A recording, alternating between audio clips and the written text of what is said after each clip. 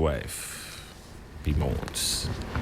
And then for the Daily Post, we have Bipera Abdullahi Jinapo II, Honors Gold Board CEO for leadership and service to Ghana.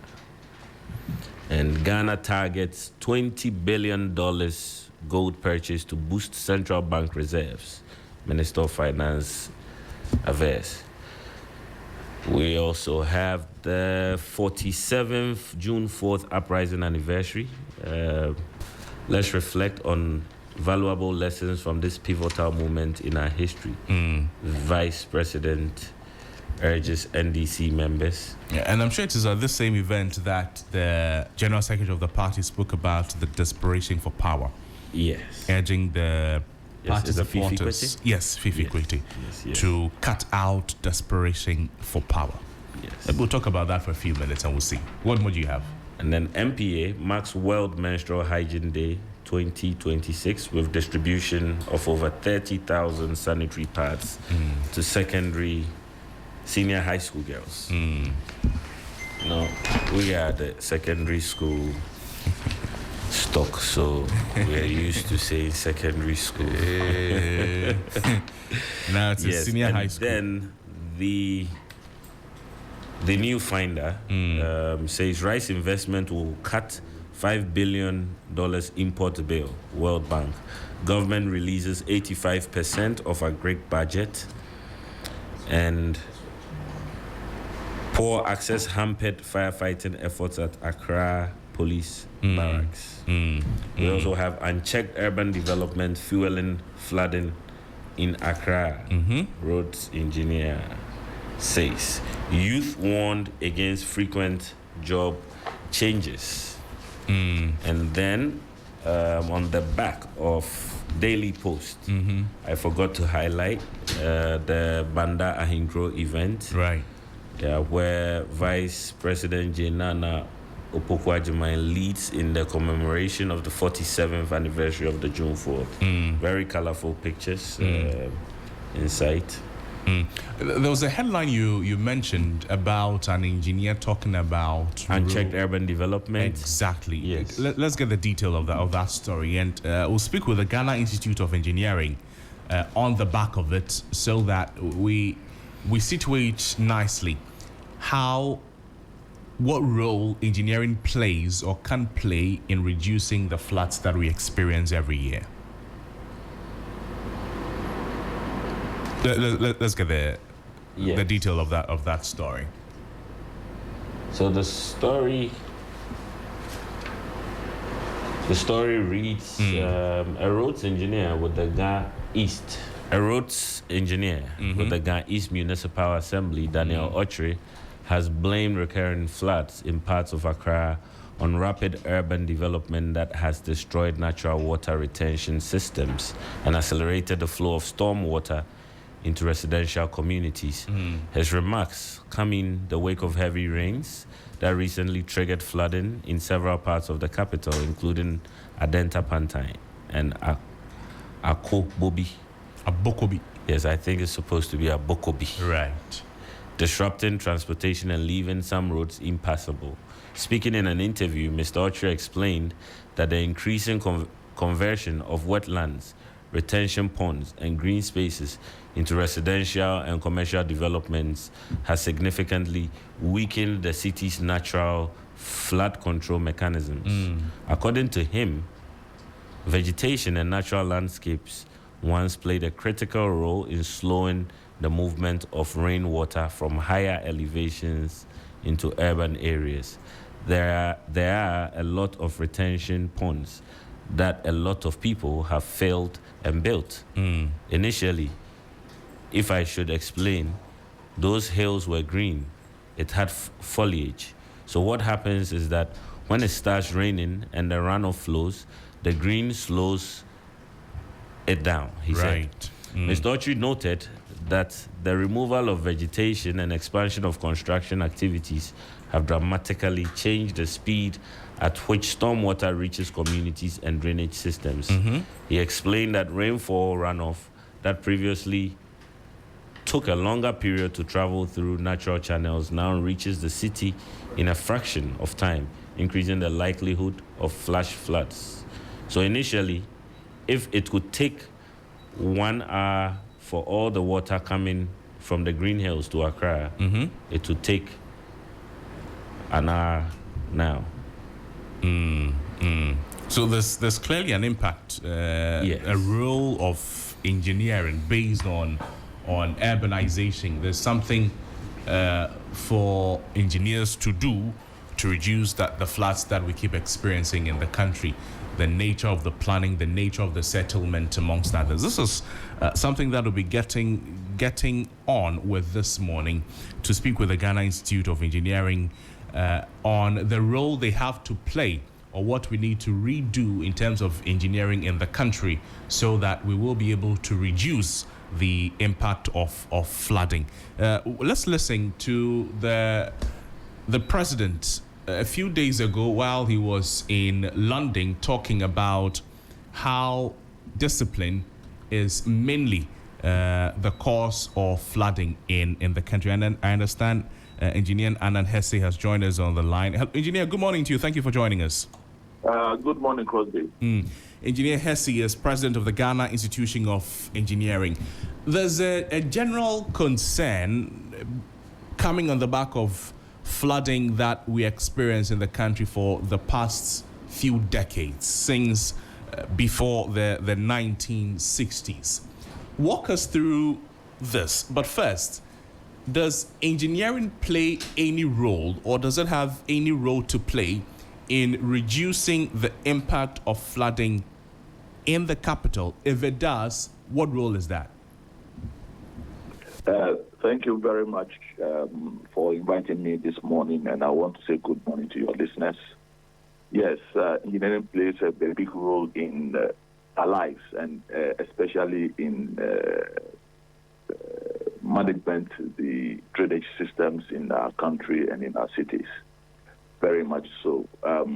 We need to understand how the rainfall patterns are, how much runoff is created, and what are the systems that we need to manage these things in such a way that we carry off the runoff into the sea, and also we mitigate the impact of flooding on our daily lives. So yes, engineering plays a big role in this. Yeah. Help us understand. Before the 1960s, apart from urbanization and the increase in population, compare that to now. How has the engineering of the capital changed over the years? Well, the capital city, and if we are talking about Accra has grown very exponentially. In the 60s, Accra used to be little villages along the coast and inland. Resident here will stretch to the ring road. La will barely stretch to the ring road.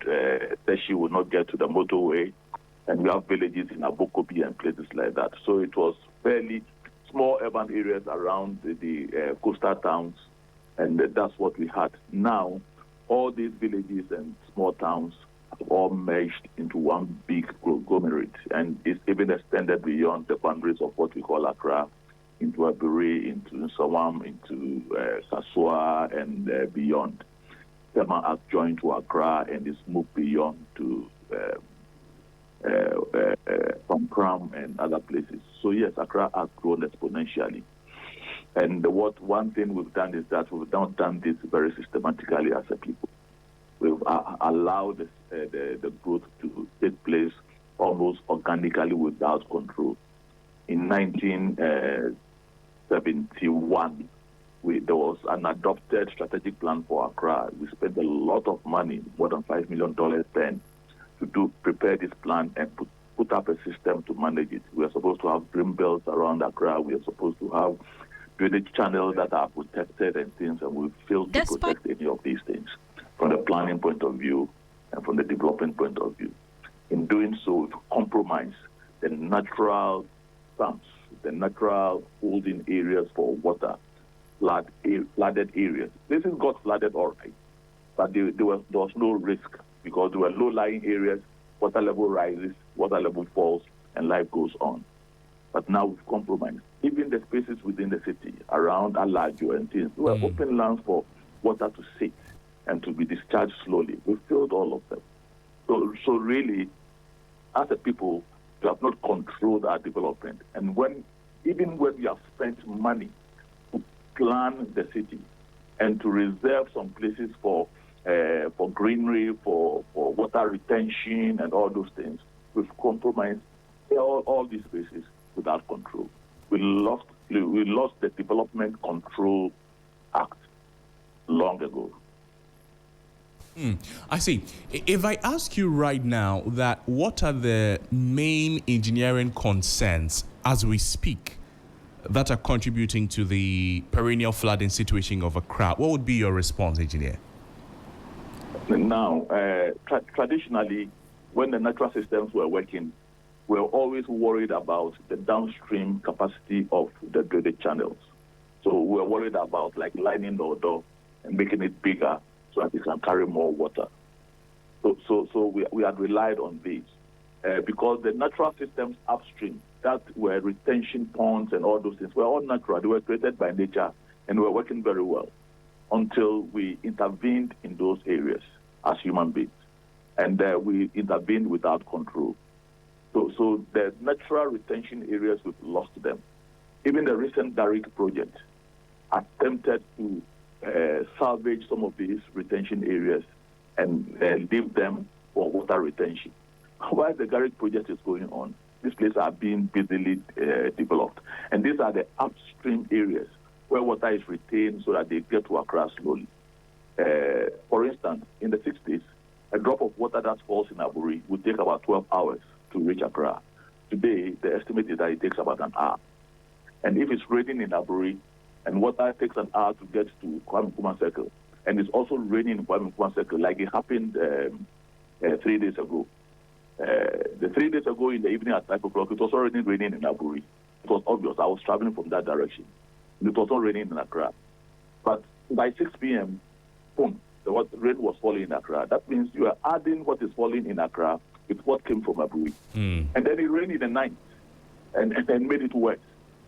So really, we have compromised all the retention areas and we have multiplied our problems further south, where it matters most, where the biggest of risk lies, where we have the highest of population concentration.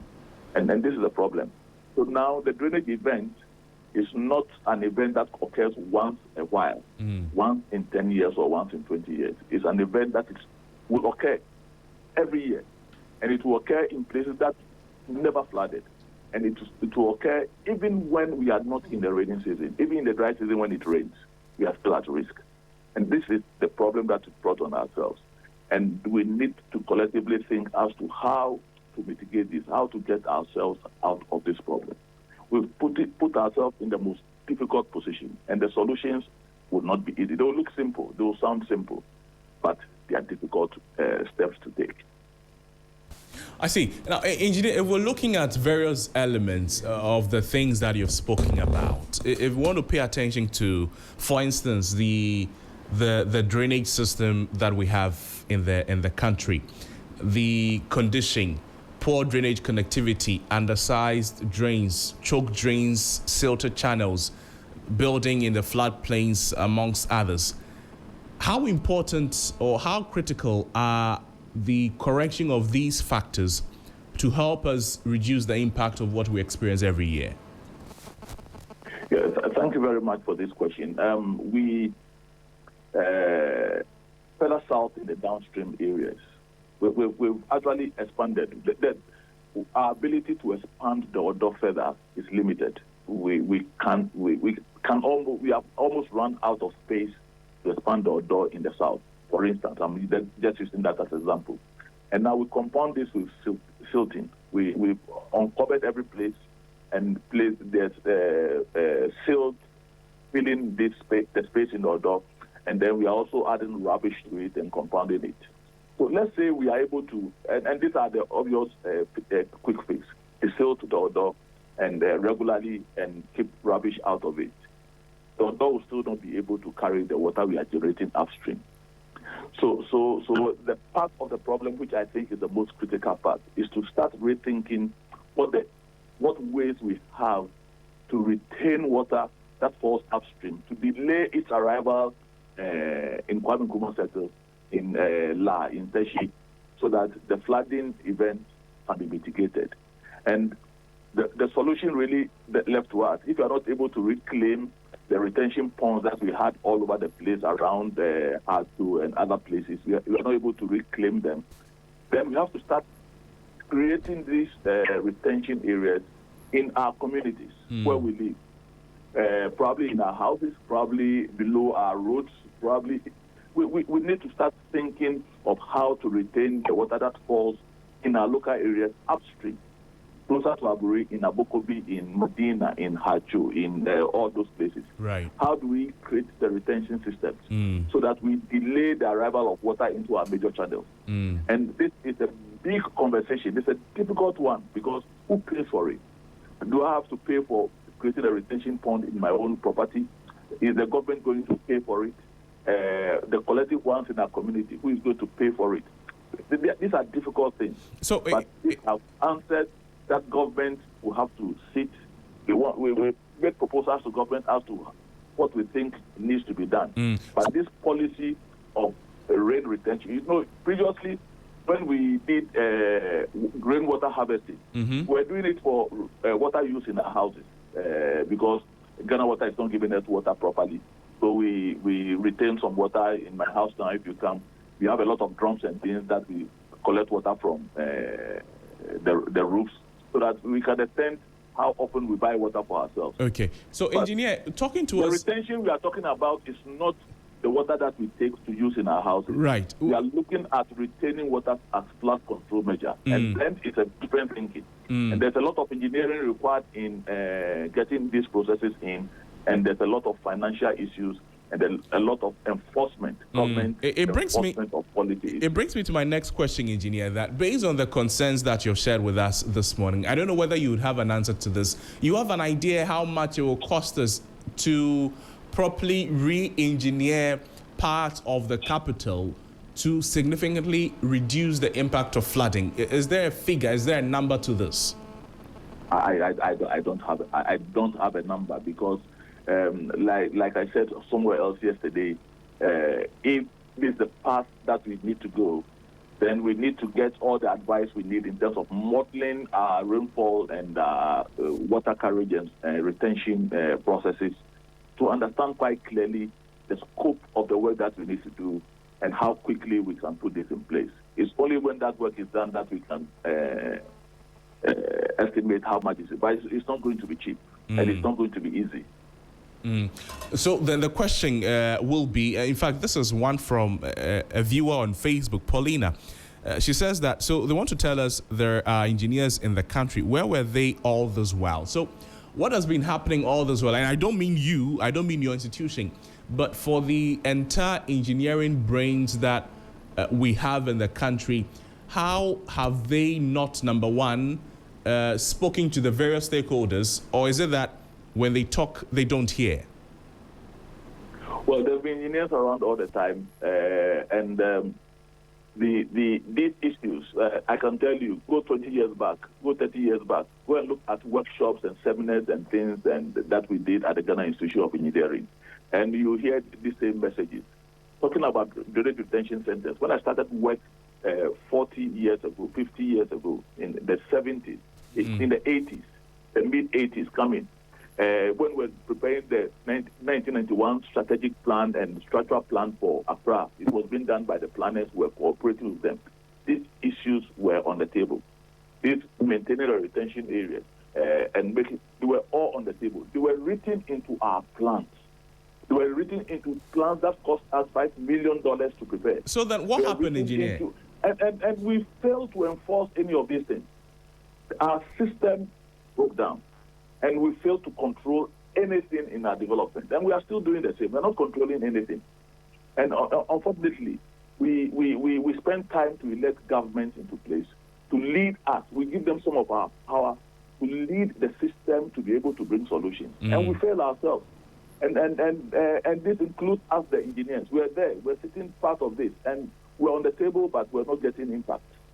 And this is what we've brought on ourselves. It's a collective responsibility. The politicians are there who have to give us direction the engineers who are giving advisory, ensuring that this should be done, the planners who are not doing the control properly, the assemblies that are not doing their part, the dissemination of the assemblies in Accra, so that now we cannot even have one unit to work together in our common interest. These are all part of the problems. We multiplied our problems. Okay, but so based on that, engineer, solving the problems collectively. Based on that, what specific engineering policy must Ghana adopt to immediately, if we are serious about reducing floods? The first thing, and we've done the policy note to the government. We've given this to the Ministry of Works and Housing and Water Resources, and the key policy drive that we are suggesting is that we should take the policy position that we will we will minimize the downstream management measures that are not solving our problems now, that cannot solve our problems now, and focus on upstream measures. Engineer, break that down for us. When you say downstream and upstream measures, systems that we need to create in our localities to minimize the runoff that is coming from rainfall events. I was asking that when you say downstream and upstream measures, break that down for us, engineer. I've broken that down previously, and I'll repeat that. When I was saying that we've lost our retention areas along the line, and now we need to now artificially create retention in our locality, in our homes, so that when water falls from your roof or water goes into a drain by the roadside, it goes into a retention area where it is held temporarily, so that when the rainfall subsides and the flow levels go low in the channels, we can release this gradually in a way that it doesn't flood.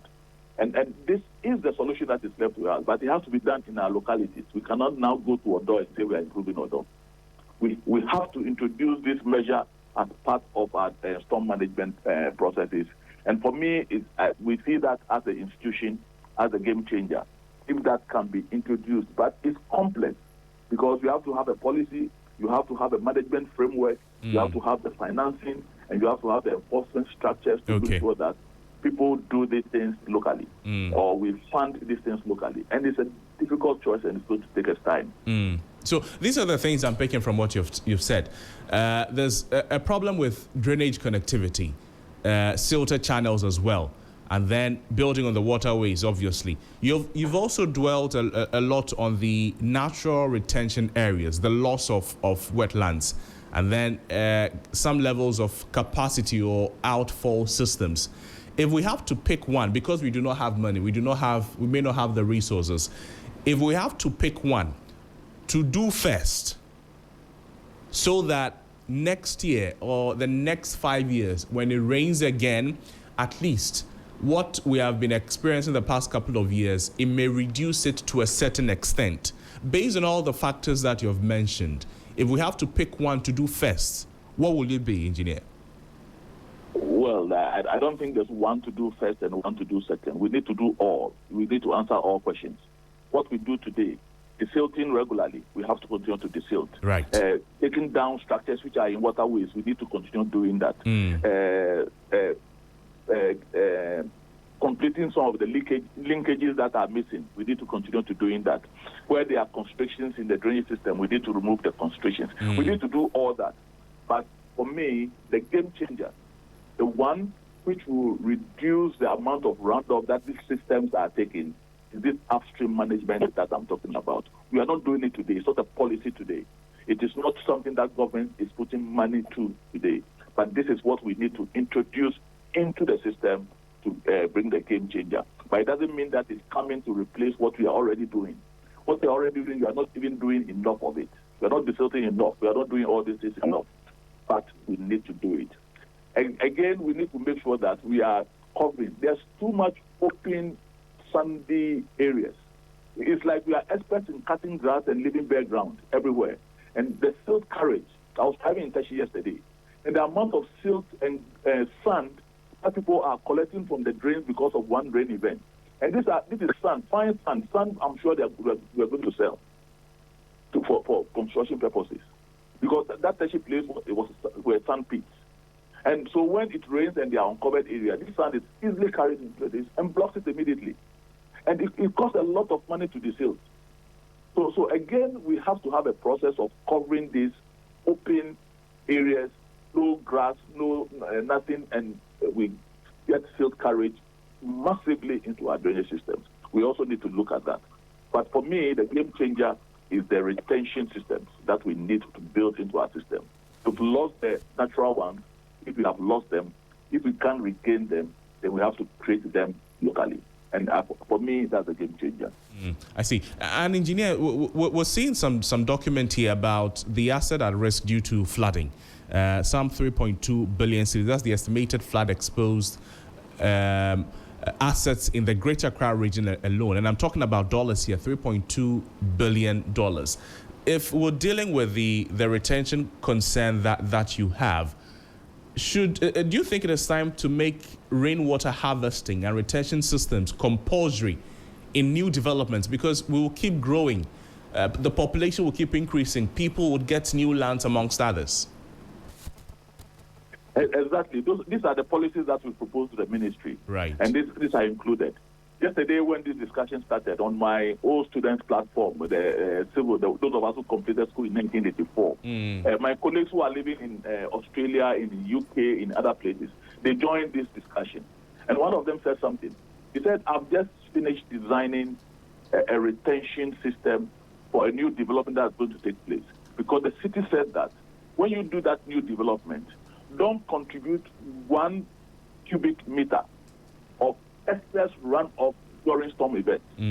So the developer had a responsibility to retain to design a system that will retain all the runoff from its development so that you don't increase what is there already. So your development will not come and increase the runoff. Your development will retain its rainfall so that when the peak runoff is over, you can release it into the system gradually. And that one doesn't cause any havoc. And this is happening elsewhere already. They insist that developers don't add a millimeter cube of runoff to the existing problem. So yes, these are things we have to do, but they are difficult things because even the simpler enforcement things we have not enforced. Right. But these are part of the development control system that we have to put in. So that's really the first one. New developments don't contribute extra. But then the difficult one is also coming and say the existing developments also can retrofit. And these are the big questions that once we adopt that is the policy we have to go, and then we have to take these things one by one, isolate them, look at the cost implications, look at who is responsible, what are the legal frameworks. So it looks simple. Rain harvesting. We all know how to do it. We can put rain gutters and put it in and things. But when we ask these questions and we start doing it, then the modeling starts, the engineering starts. Right. So there are big questions. Then financing starts. So there are big questions to be asked. But we think that government should first come up and say, we are adopting this policy that we have suggested. And once we have adopted them, then we ask ourselves the next question.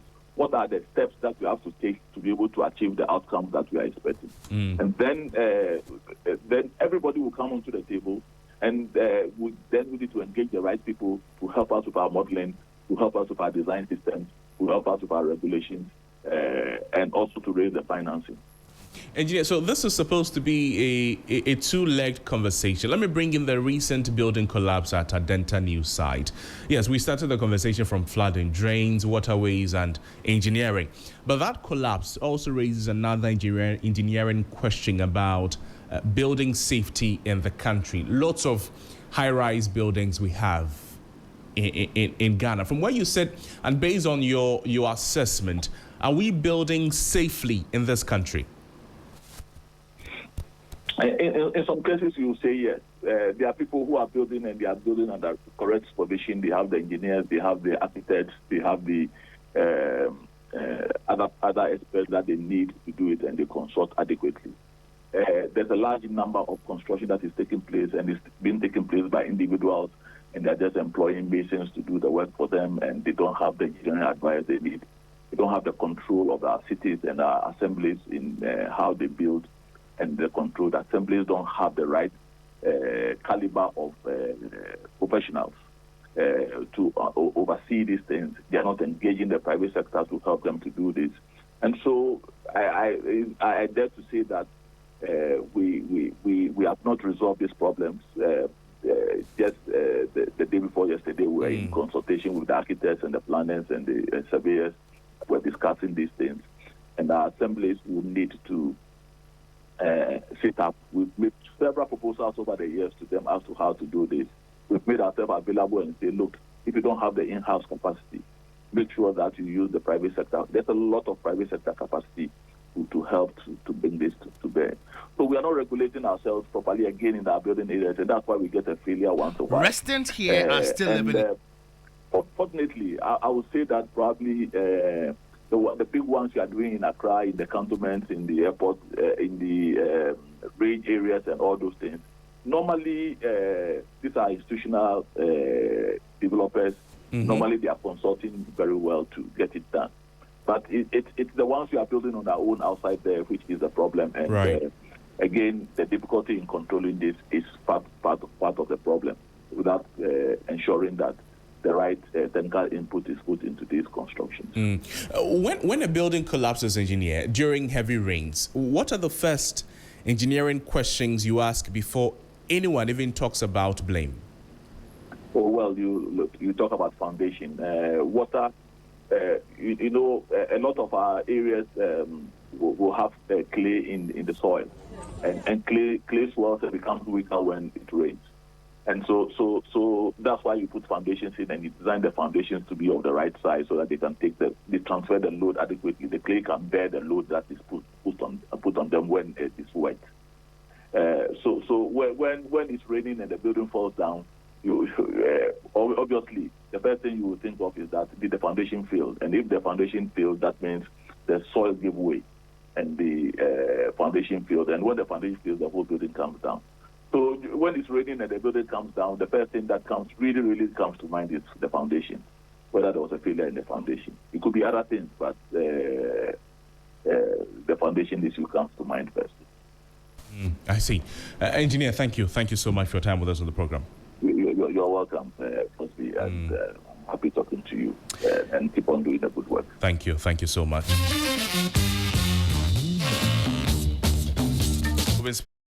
Engineer Ludwig Annan Hesse, president of the Ghana Institution of Engineering there.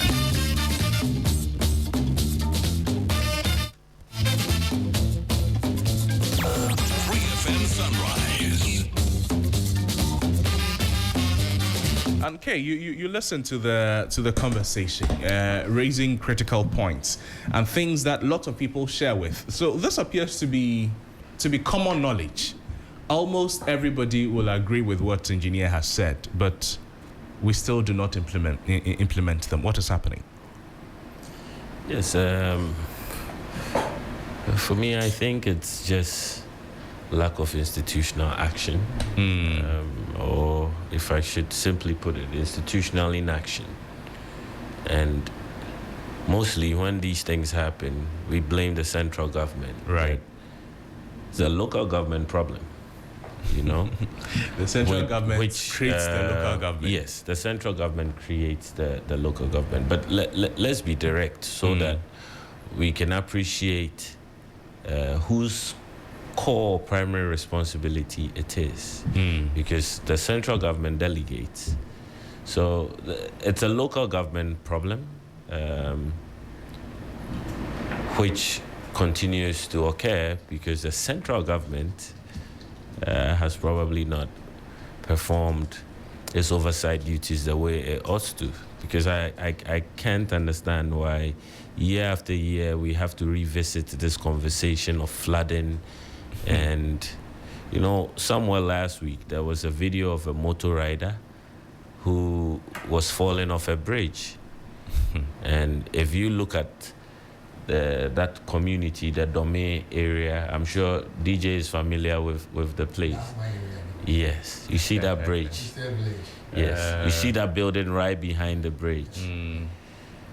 Should that building be there? Because clearly it was in a waterway.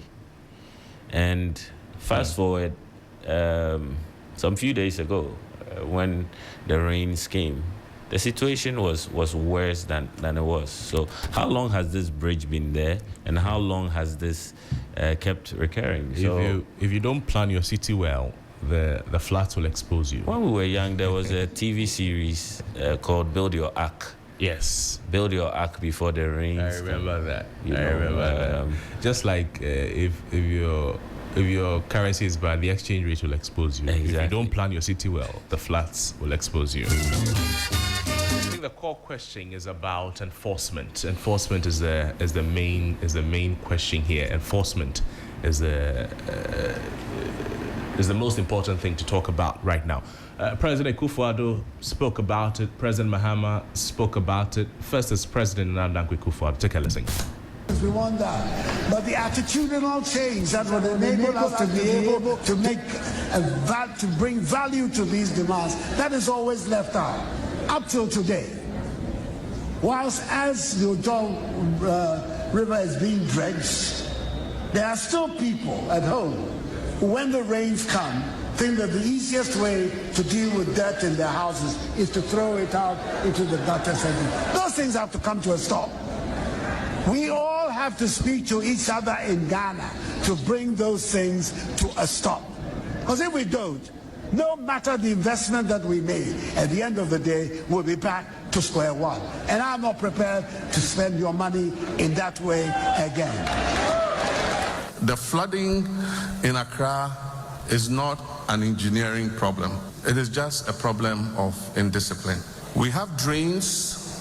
Everybody says, why don't you do sealed drains? But the problem is when we do sealed drains, people drink sachet water, they eat papaya in those styrofoam plastics, and they just dump them anywhere. And these plastics wash into the drain, and they go and block the drain. And so if you have to unclog the drain, you have to remove all the drain covers and clean it out. You clean it out, you cover it again. In the next... President John Dramani Mahama agreeing that it is a discipline problem. Former President Nana Akufo-Addo also saying that it is a human being, it is a discipline problem. Kay, do you have issues with that? You think otherwise? Of course, I think otherwise. I've always said it's three things. You know, it's an engineering problem, institutional inaction or lack of enforcement, and then indiscipline, of course. But indiscipline is the least, because let's look at our drainage system. Yeah. You see a waterway with a piance drainage system. You know piance? Yes. So you see a big waterway with some piance drainage system. And we want to say that one too is an indiscipline problem. I mean, if you want to explain it that way, you can explain. Oh, Yeah, it's so- indiscipline on the engineers to create that piance. oh, but who was supervising the engineers to deliver the work? So indiscipline on the enforcement agency as well. Yeah, so but he narrowed his indiscipline Yes. commitment Don't mind to me. the citizens. Don't mind me. You know, it's not about citizens being indisciplined. When there's lack of enforcement, you know, how do you expect citizens to conform or comply? You know, so we can't just sit back and I don't know if it's a lack of appreciation of the issues and say it's an indisciplined problem when there's an engineering crisis, when there is a lack of institutional inaction. Who is issuing those permits And you for see- those buildings to be built on the waterway? You know, Another interesting thing is when they say it is an indiscipline problem, we agree, but not alone an indiscipline problem. The last time we spoke with some experts in the field, they told us that the rubber we're seeing right now, yeah. it does not mean that it was put there recently. Some have been there as old as 50 years. Some cannot, decades after, cannot be degraded. So it means what we're seeing right now, it is not, if you like, our indiscipline. It is the indiscipline of generations that came before us that we're experiencing. So if it was happening then, Yeah. at that time, if that indiscipline was there at that time, how were we not able to build systems to manage it? You understand? So my grandfather threw a polybag away at a wrong place, and then I'm now suffering the impact. That polybag found its way into a poorly constructed drainage system. Right now, why can't we reconstruct that drainage system to make way for that polybag that was not properly disposed to find its way to where it should be? Crosby, you read something out when you were speaking to the engineer. You said Accra's exposure, debt exposure alone, or asset risk exposure alone is $3.2 billion.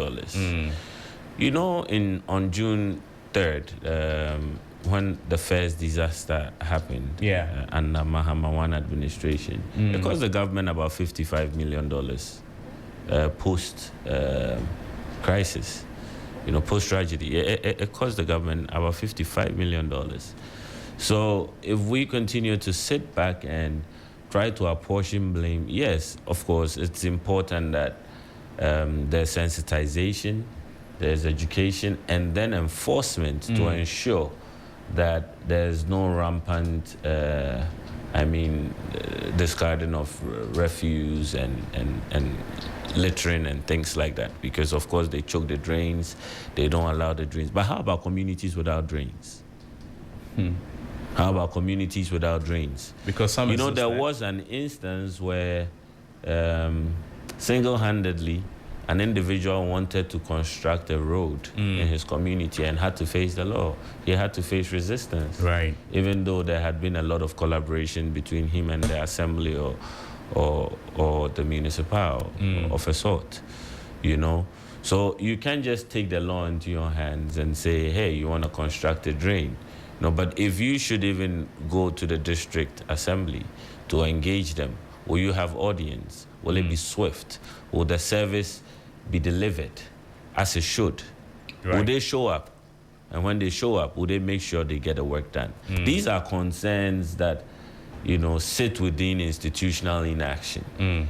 Because someone comes to make a report that, hey, in our community, we are seeing buildings springing up on waterways. What are you doing about it?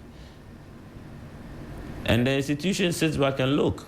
But we thought institutions were supposed to be collaborating with other government agencies. If you are, for instance, the district assembly, and you cannot use your task force because probably you feel they will be overpowered by some macho men and so on and so forth. Why don't you collaborate with the police? Again, another institution. So the reason why we say is an is as a result, mainly as a result of institutional inaction. Let's look at all these buildings that are being demolished. Who issued them permits to build in the first place? And the same institutions can enforce discipline. I'm praying they come together and take a class action on some of these issues so that we have a landmark case that sits on record and that serves as a way to prevent some of these things from happening in the first place. And 10 years later, 8 years later, the law enforcement agencies show up and say, hey, we need to demolish your building because you're in a waterway. Who got paid when they were issued the licenses? Right. Is that a question that doesn't bother the conscience of a lot of these advocates who feel it is okay to say it's as a result of citizen indiscipline? Where would the indiscipline be if there is no collaboration for indiscipline? So the state institution itself is collaborating with the citizen to be indisciplined. The two of them all combined. And this morning, we've been talking about public safety from different angles this morning. Flooding, building collapse, enforcement. Let's now look into healthcare. When a building is unsafe, people are at risk. That's true. When a drain is poorly managed, communities are at risk. But when a health facility, a laboratory, or a diagnostic center is not properly licensed or staffed, the danger when people go there for healing is that they do not get it and they get something else completely. That's the conversation that we are introducing this morning, and it's about the recent closure of health facilities in Ghana, mainly about regulation, licensing, patient safety, and then enforcement as well. Well, the Health Facilities Regulatory Agency, HEFRA, they've been on a nationwide compliance exercise, shutting down facilities found to be operating without valid licenses, with expired licenses or under unsafe conditions. In October 2025 last year, 17 health facilities nationwide were shut down. Later, reports said 23 unlicensed and then non-compliant facilities had been closed as part of the broader crackdown. In the Ashanti region alone, I understand 18 health facilities, they suffered the same for operating below acceptable standards. So the story is not just about HEFRA locking the doors of the hospitals or the health facilities, I should say. It raises a bigger question. How did some health facilities operate for years without proper licenses, proper documentation, or safe conditions? Again, a question about enforcement. On one side, the closures are necessary because healthcare facilities are not ordinary businesses, putting lives at risk.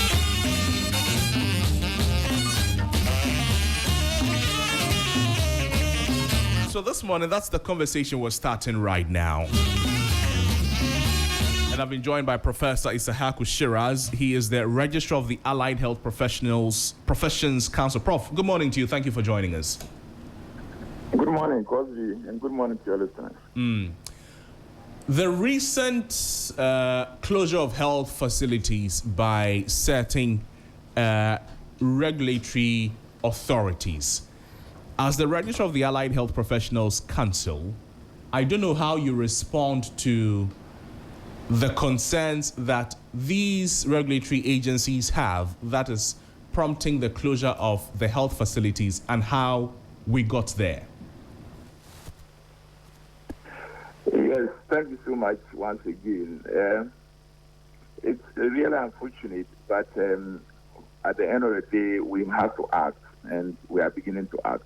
And I can show your listeners and those who will want to indicate that the regulators are beginning to act, and we are going to act swiftly moving forward. So for the regulators that are closing them, so HEFRA is closing health facilities, and the Allied Health Professions Council, you're closing the labs? Yes, so Act 857, Section 3 of that Act says that any services that are allied in nature are to be regulated by Allied Health Professions Council. And there are offenses that when you commit, you can actually go to jail. So the board at the beginning of the year instructed my office to take the necessary steps to enforce that part of the Act.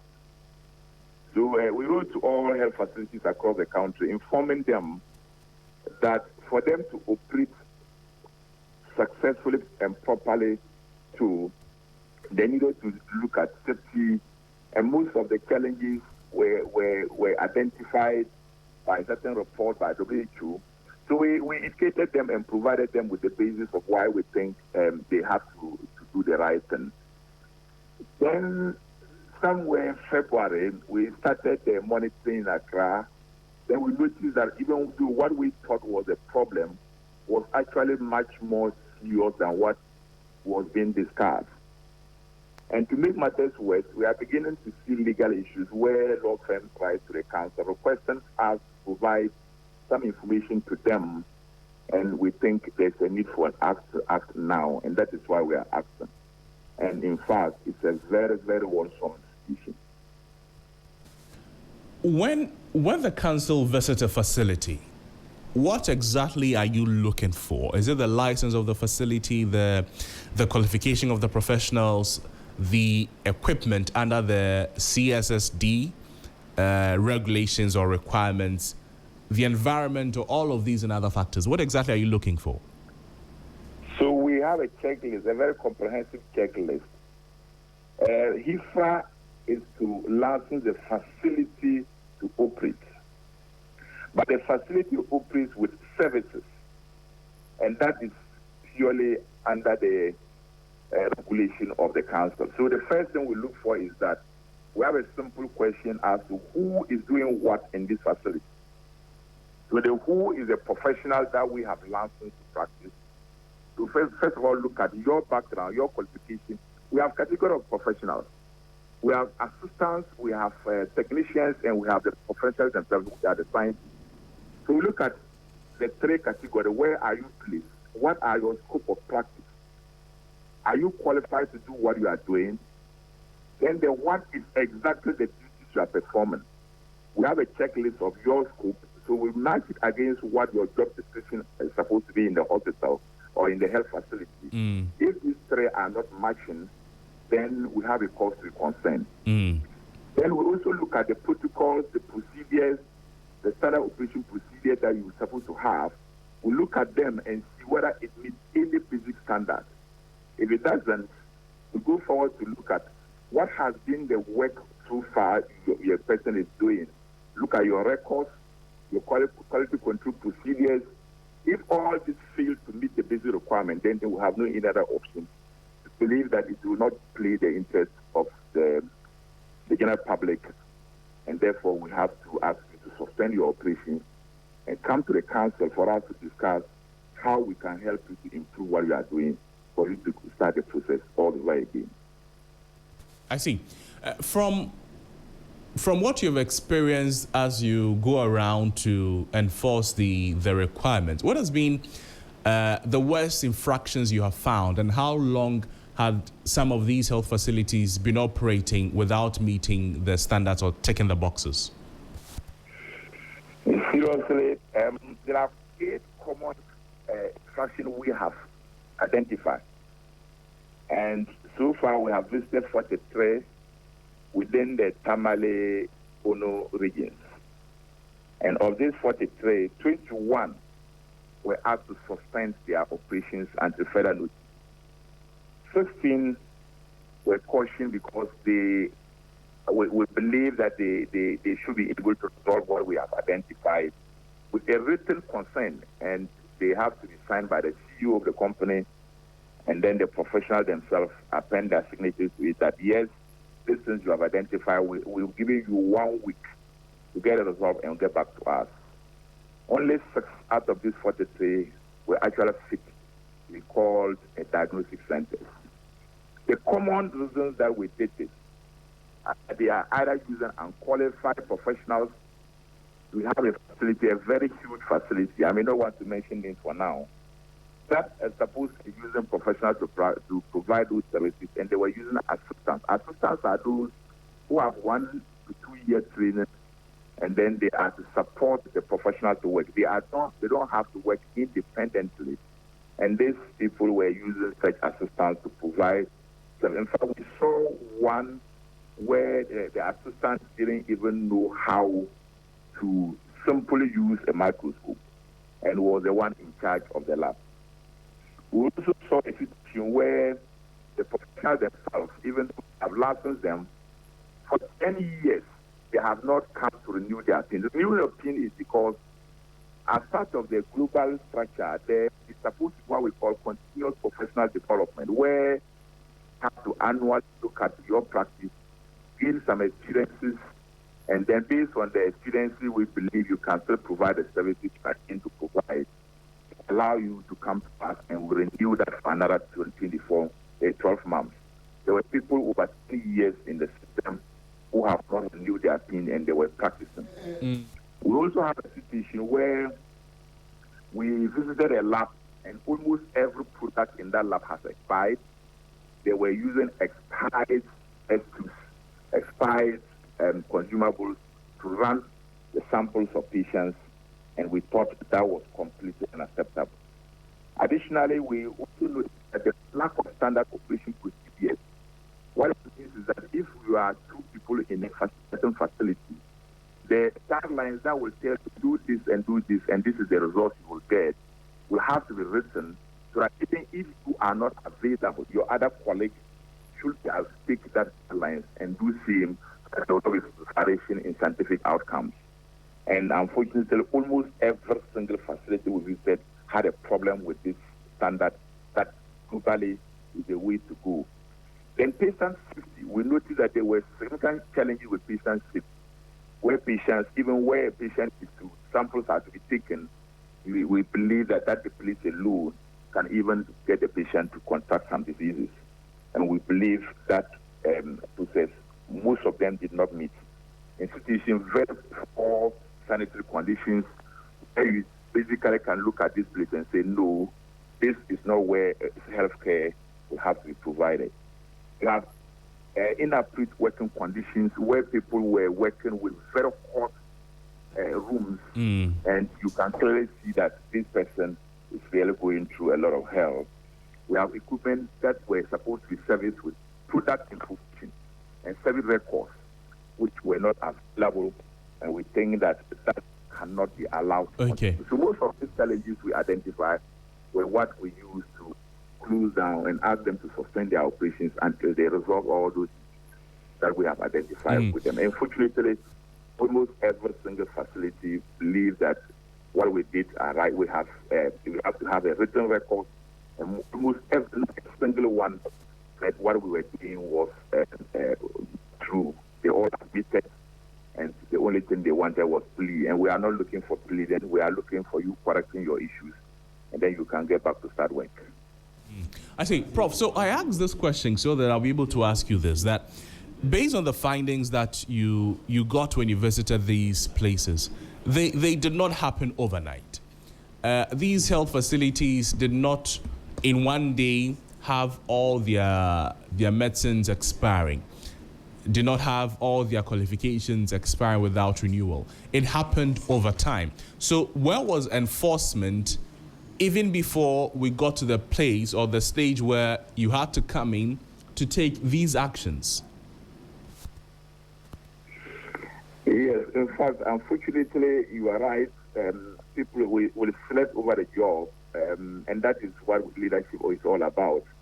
And that is why I believe the fact that we shouldn't allow one group of people to take over the leadership of a particular sector for perpetuity. We have people who stay on the job for a very long time, and unfortunately, the action and inaction were not helpful. But what I can assure you and your listeners that the structure we now have now, I'm sure as part of the current leadership we have at the various regulatory authorities, we are beginning to act. We discussed a lot of things together, and in fact, we've agreed to do this collectively to serve the public. And the only issue we need from the general public is the support of general public in doing this. What has happened in the past, I mean, no one to deliver the point, but the truth is that things were not done properly, things are beginning to be taking control, and then the public will be safer going forward. And when you say the structure that you have now, the system that you have now will not see us repeating the concerns you have raised, how exactly do you mean, Prof? Yes, the truth is that there is certain agenda that the president has put in place, has put everybody in tools. And if you don't act, in fact, our minister has given us, we had to sign some contracts with him that if you don't perform this, obviously, you will not be able to retain your job. And I'm sure that has put everybody in tools. The health minister, he has given us directives, and almost everybody acting is because of the fact that the president is aware if you don't act, the likelihood that you may not stay for long is very high. So because of this good leadership, I'm sure that is why we are beginning to see this change. And now to take a few steps back and talk about monitoring the facilities. Was the council monitoring these facilities, but the facilities still refused to comply? Or there was a gap in regular inspection and enforcement? Because if these facilities were serving patients for years before being shut down, then the concern is not only that the facilities did wrong, but whether the regulatory system detected the danger early enough, and possibly the unfortunate impact or effect that it may have had on hundreds of people who have gone to these facilities not knowing that they are not meeting standards, not knowing that unlicensed people are taking care of them, expired licenses, unqualified personnel, poor documentation. Some may have even died as a result. Yes, because you are very much on point. The system has been rotten for quite a long time, and it's always a challenge. All along, I personally believe that what has failed us is because the laws that we have is good enough. It's just the implementation that has been the challenge. And as I stepped in, we will begin to see a change. Because for so far as we, the leadership, has to act, and we are acting, most of these challenges would have been put to rest. However, because of what you just said, in the past there were a lot of issues that people would lost their lives, a lot of things would have happened. And in most cases, what we do, not just we look at the current situation, we look at your record. And if there's a cause to believe that what you have been doing over the years has some significant impact on the welfare and well-being of the people, will not just leave you to go scot-free. Will definitely, there are 3 facilities we believe they have a lot of answers to give to us. We have invited them to our office this morning, and we are going to engage them.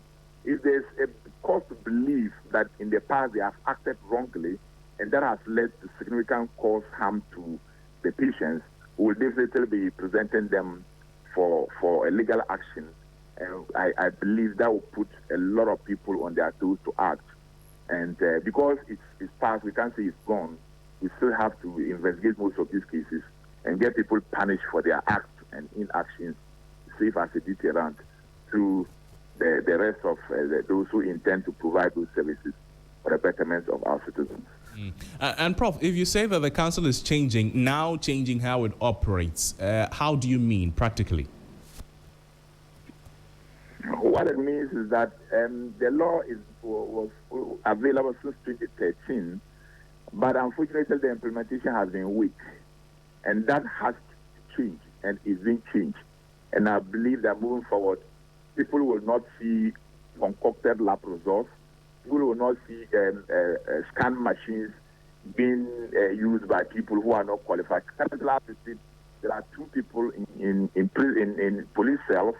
We arrested 2 people yesterday evening, and they are to face the law this morning because we believe what they were doing is completely unacceptable, and they must meet to answer those questions.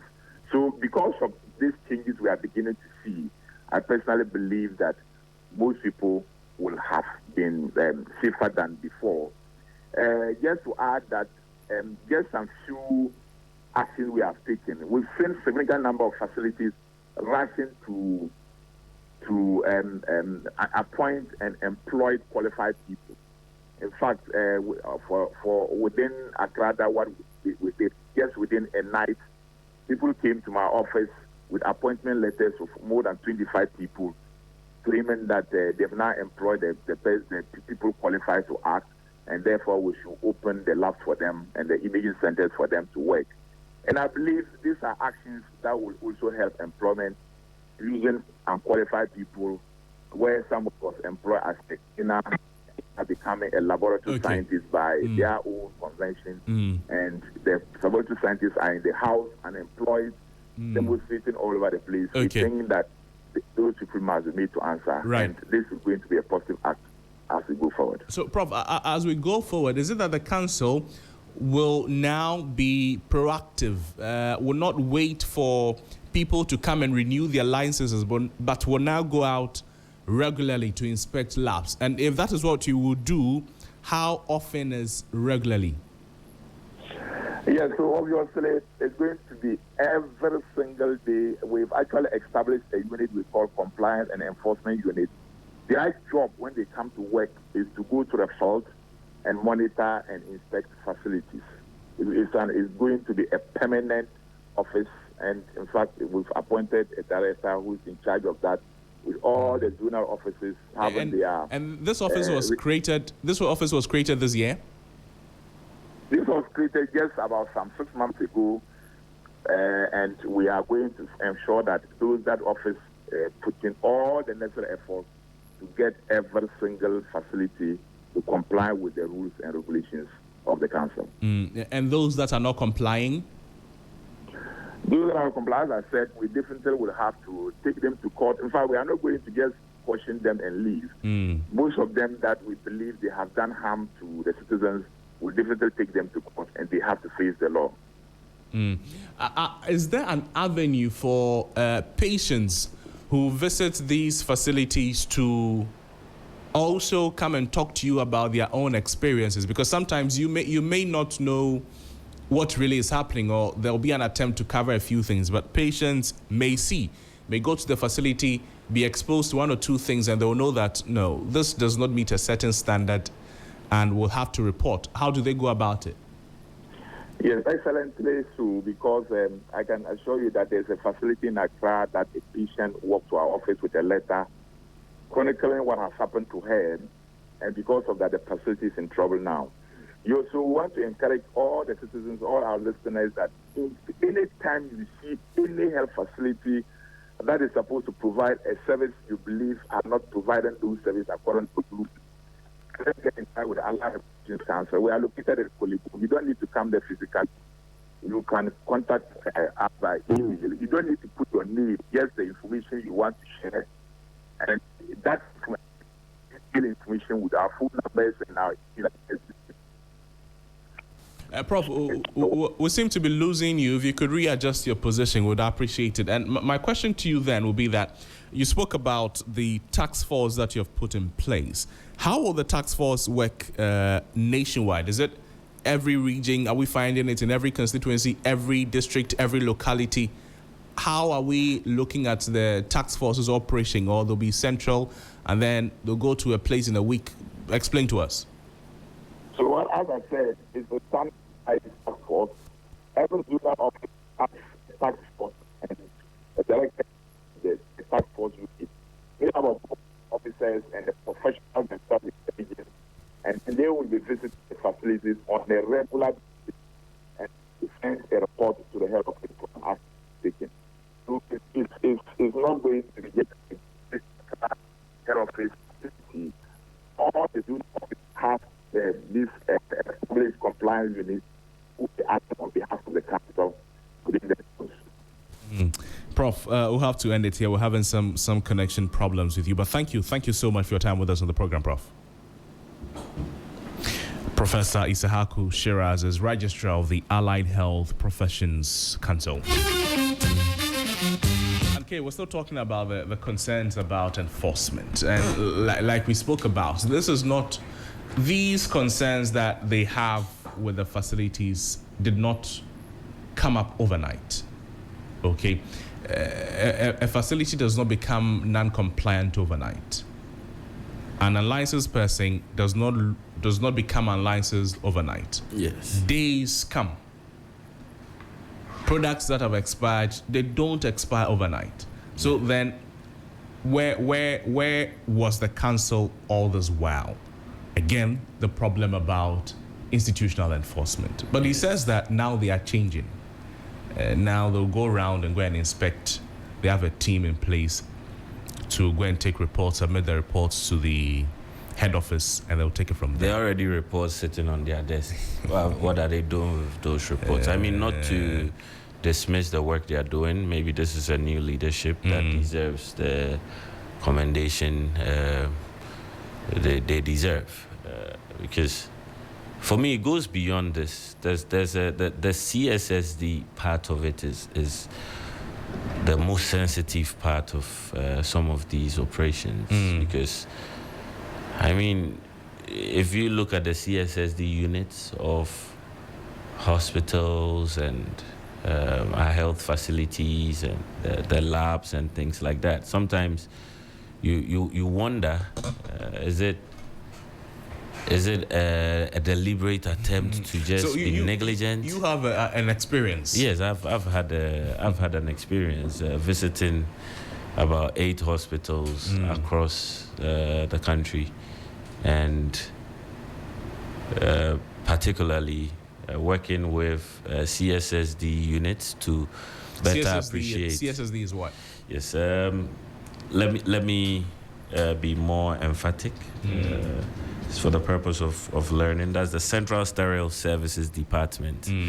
So every hospital has that unit, which is responsible for the sterilization, ensuring that standards are met, procedures are followed, and So I mean, what we're seeing here is hospitals are that compliant. it is responsible for cleaning, Yes. disinfecting, Yes. sterilizing, Yes. storing, and distributing medical instruments and equipment used for patient care, surgery, delivery, wound dressing, and other procedures. Like decontamination.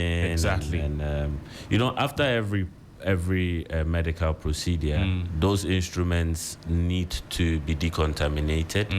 They go through a machine called the autoclave, which I think they showed earlier. And I'm speaking from a civic perspective. I'm no professional, Right. just so that we clarify that. But so yes, that's a typical autoclave. There's a modern one. There's the Chebi Hospital. Okay. Yes, Nanado put up a very good facility for his people. Very beautiful space. I mean, the last time I visited the place, they were, almost 100% compliant. Managing the facility very well.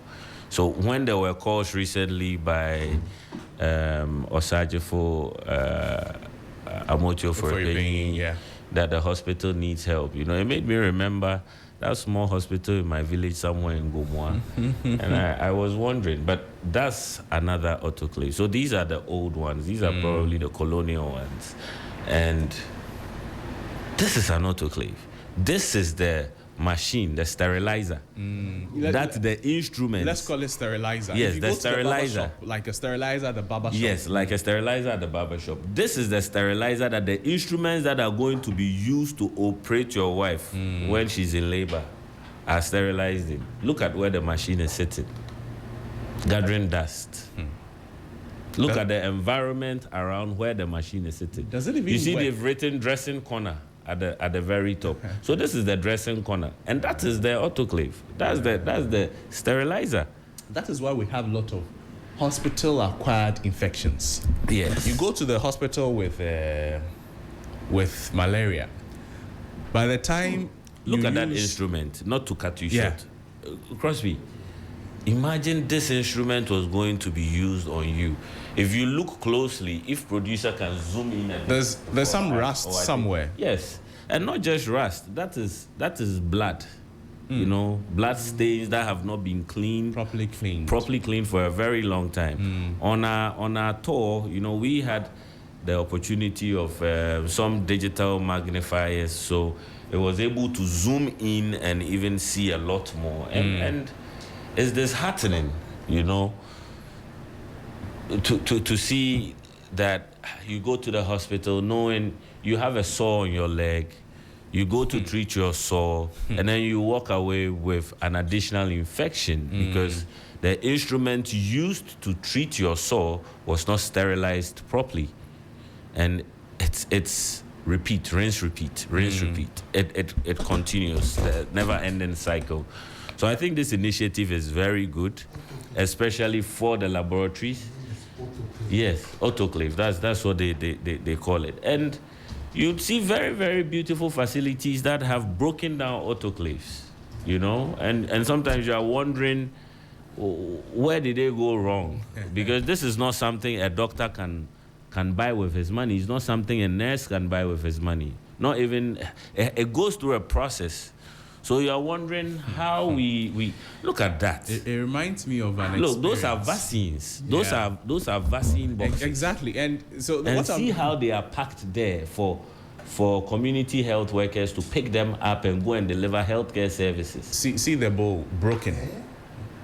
There was a health facility that I visited there. They have like some form of a refrigerator to keep these vaccines. Yeah. So you keep them there so that they maintain a certain temperature so you can use them. Imagine when we went there, we're talking, somebody went to that refrigerator, opened it, and then there was yogurt. Wow. I'm not surprised. I've seen worse. I don't have the permission to mention names, Names of but the I'm facilities. sure that those reports are going to come out those were one of the first things I think Minister Akando instituted when he took office. So there was a firm, a US-based firm, that collaborated with our health sector and scouted quite a number of hospitals across the country, so we can give a proper report and also help digitize the sterilization. Because if it goes through a digital process, just like now we have the GIMS, you know, and there's that data exchange platform as well. If it's able to go through a proper login process, the probability that some of these mistakes will be made, you know, would reduce. So all attempts to just reduce such incidents. And listen to this. This is what I found. In Ghana, one major documented area is infection after surgery. So this is a research conducted by people at the University of Ghana. A Kolebu Teaching Hospital study found 331 surgical site infections among 3,267 surgical patients, about 10% incidence risk. So patients who got these infections stayed about 9 extra days in hospital, and almost half of the infections were detected after discharge. There's also bloodstream infections. Study across 10 hospitals found that bloodstream infections formed 19.5% of hospital-acquired infections recorded. Yeah. And these can happen through contaminated lines, poor injection safety, poor hand hygiene, infected wounds, or invasive devices.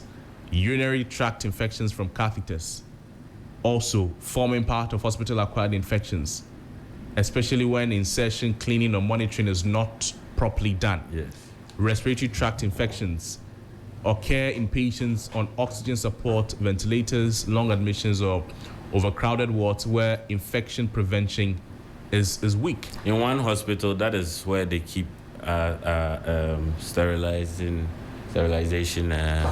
instruments and My goodness. materials. You can see them. I mean, you can look at the environment and tell for yourself. Yes. And doctors and nurses, the health workers are helpless before this issue, because sometimes they even have to make do with the chemicals used to sterilize or decontaminate. They have to make do. You know? Imagine that gentleman folding gauze with his bare hands, no gloves, you know. But even his may pass, because after folding, all of those folded packets are going to be sterilized. So his may pass. And if it's not properly sterilized, it means whatever infection, whatever contamination it is. That is the sterilization corner of another facility. And as you can see, look at the things laying around. Because the basic thing is to decongest the area where these things take place so that they don't attract any form of, but we contaminate the things even while decontaminating them. We contaminate them more while decontaminating them. And we expose our health workers, our mothers and our brothers, our wives and sisters who work in these facilities. Our girlfriends. We expose them to these dangerous working conditions. Just look at the vaccine containers. Look at how they are looking. So if you are assigned to that hospital and you get there, can you say you will not pick up your pack and go? You definitely have to pick up your pack, but you are exposed to the risk of contamination, and the person you are going to also deliver the vaccine to is equally exposed. So we just don't pay attention to the sterilization thing. We just don't. We seem not to care. Crosby, some of the hospitals we visited, we had the nurses shouting when they assume, you see things you can't see, but when they saw what we were talking about on the magnifying glass, you could hear some of them shouting. Yes, because anyone And in some places, they also thought we were doing the most. They thought we were doing too much. Why are you being finicky? Why are you asking? Normal. You know, yes, it's the standard. Until they see for themselves. So what I learned from that experience is that a lot of them don't even know the conditions. Because every time we visited a facility that was snobbish or dismissive, by the time we were leaving, they had a repented mindset and had appreciated why we were there in the first place and having this conversation in the first place. That is why it is good that these regulators now say they will go often. Yes. And then check.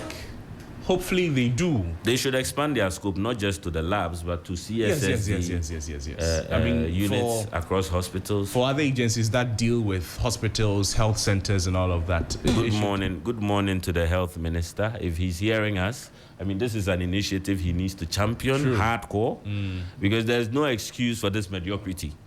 Because health minister, a lot good of morning. Hospitals we have, a lot of health centers, I should say, they do not meet certain standards. We just treat these things as backroom function. We don't see how important they are. Well, because we're also paying attention to no beds, so we don't even look at the problems are plenty. Maybe the health ministry is. We hope they do something about it. If they don't, I'll be speaking to the organization that did that work and see if we can release that report to Media General. Yes. And then in that report, we would see gory things that, I mean, the nation would never be proud of. And with people responsible as well. So, Health Minister, I know the report is sitting on your desk somewhere. Pay attention to it. Whilst you fix the health, you reset the health industry, this should be a priority because there should be no excuse for such mediocrity. Our mothers are not safe when they are in labor. Our wives are not safe when they visit your facility. We are not safe when we visit your facilities. And the doctors, the well-meaning doctors and nurses within the health service are not safe either. 3FM Sunrise. One Ghana, plenty things. Charlie, I say, my paddy lose in marriage because of this matter. Oh, Charlie. You go to the hospital there. You go do lab where they say you get HIV. You go do lab where they say you get HIV. This be funny. Yeah. Where you go another place. And when she went to another facility, the results were different. So she got the self-testing kit. And I think the self-testing kit was prior to when she went to the second lab.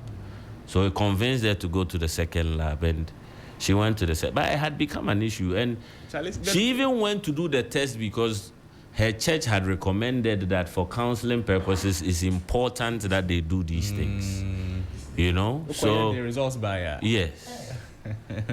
And even when the results came and she was exonerated, she was still traumatized. Yes, he will be. She had to fly out of the country to convince herself that indeed she does not have it. HIV. Sports News is up next. Rico Ampofo is joining us with the latest in the world of sports. Sunrise continues. Stay with us. This is 3FM 92.7. We're live also on all our social media platforms at 3FM 927. Happy beat.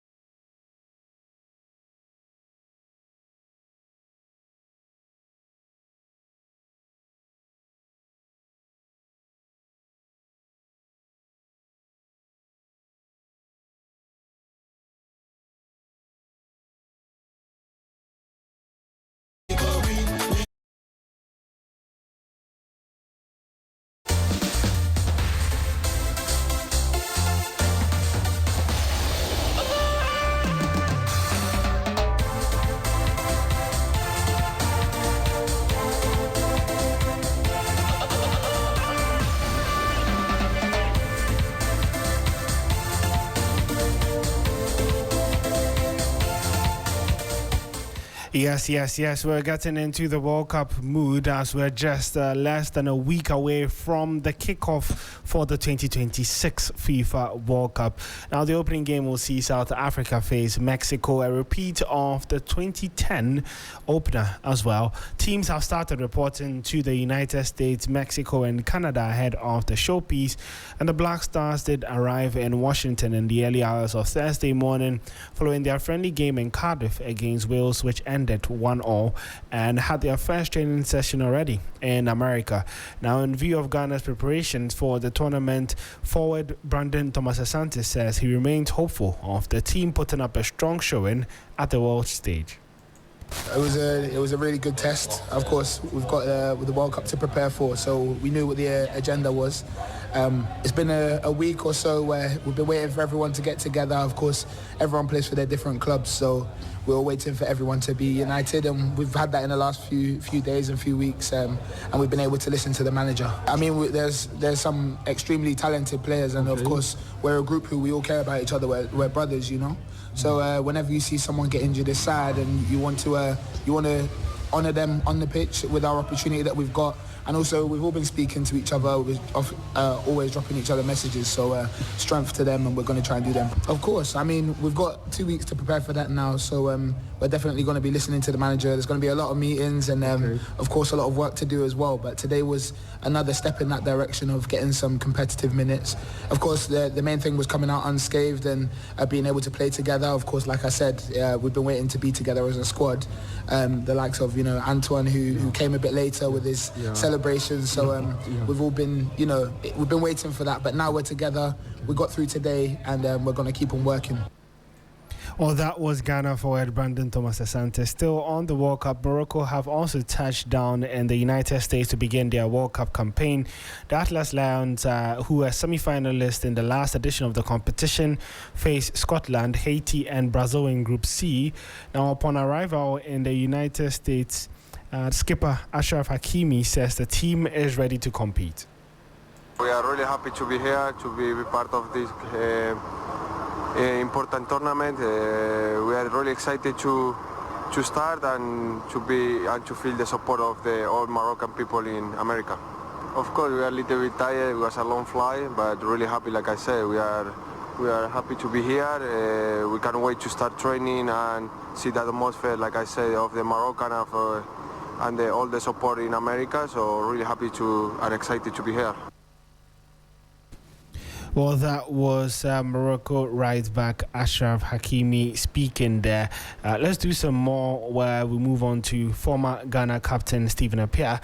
Now, he has urged the Black Stars to seize the opportunity and make the nation proud at the 2026 FIFA World Cup. Appiah, who played a key role in Ghana's historic run into the quarterfinals of the 2010 World Cup, believes that the team carries hopes of not only Ghana but the entire continent. Speaking in an interview with 3 Sports, the ex-Black Stars midfielder called on the players to rise to the occasion and give their all on football's biggest stage. No, I will tell them that it's their time, and that's the right moment. The moment has come. They should take it. They shouldn't play with it, because we have seen players who play with it and now they are paying for whatever that happens. And this particular time, I think, with because 2006 there was no social media. So with social media, you have to take advantage of any chance that you get. I mean, that's what I'm going to tell them. At first, they have to know that they are playing for African continent. So wearing that shirt, they should know how important is the shirt. And they should fight for everything to achieve something. Well, that was former Black Stars captain Stephen Appiah speaking. We still stay with the Black Stars because forward Antoine Semenyo has declared that the current Black Stars squad has the quality to shock a lot of nations at the upcoming World Cup. The 26-year-old expressed their confidence in the depth and talent within the team, insisting that Ghana can compete with the best if they prove themselves on the pitch. My mum and dad, they never really mentioned anything about England. Obviously, living in England, you get the conversation of, you should represent England, but it was never a conversation I ever had, really. Ghana came in at, 19, 20. So I was never going to turn it down. It's a dream come true, to be honest. There was a lot of talent in the previous Ghana sides, but I feel like now it's coming in with abundance. There's so many positions that we've got covered. There's so much talent in there. I feel like when we do come together, such a special group and just endless talent, and I feel like we can shock a lot of nations, and we just need to prove to the world that we can be up there and compete with everyone else. I feel like that's the only question mark now. So once we do that, that'll be the story, bro. Well, that was Ghana forward Antoine Semenyo speaking there. Now, with news from the continent, CK Akono has been officially crowned the Kenya Premier League Coach of the Year after a phenomenal debut season. The former Ghana Black Stars captain and coach successfully guided Kenyan powerhouse Gor Mahia to their record-extending 22nd league title. Let's do some women's football now, where Black Queens coach Kim Laswekegren has expressed high optimism as the Black Queens intensifies their training camp during the June FIFA international window. Now, Kim reasserted that Ghana's ultimate ambition is to consistently remain among the top 4 teams on the continent and fight for a World Cup ticket. Since I came in here, the goal had been the whole time to make sure that Ghana always are a top 4 team. We did it a top 3 performance in the previous WAFCON. And if you do a top 3 performance, of course, you always want something that is better, and something better is not silver.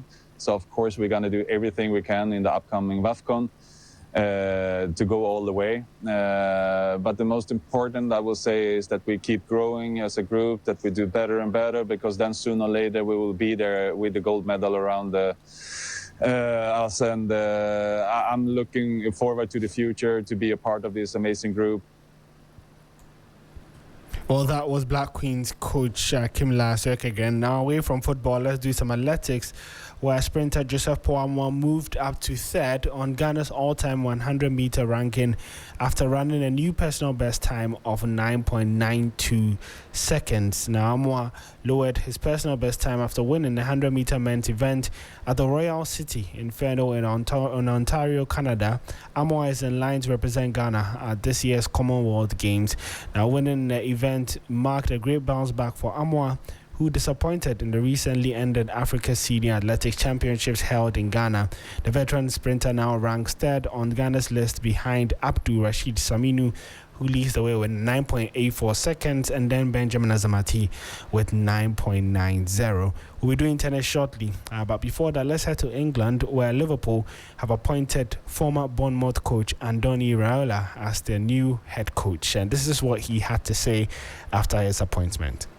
Really excited because obviously, you know about Liverpool, you know that is a big club, a massive club, one of the biggest in the world, but feeling inside, and understanding a little bit more of this club. And I always thought it's a special club, not about the football side, also because what people think about even during the week, how they are passionate about the club and everyone, the ones who like football, the ones that probably are not interested, but I have some experience with Athletic Club that I could in some ways familiarize, but it's gonna be fun to experience it from the inside. Well, that was new Liverpool coach Andoni Raiola. Before we go, let's do some tennis, where Russian teenager Mira Andreeva has reached her first ever Grand Slam final after producing a commanding display to defeat Ukraine's Marta Kostyuk in the semi-finals of the French Open. The 19-year-old needed just 2 sets to seal a convincing 6-1, 6-3 victory, improving on her semi-final run at Roland Garros a year ago and booking her place in Saturday's championship match. Andreeva would now face Polish qualifier Maja Czwalinska in the final. Well, that's how we wrap up the sports segment here on Sunrise. My name is Oreko Ampofo, and Sunrise continues right after this break.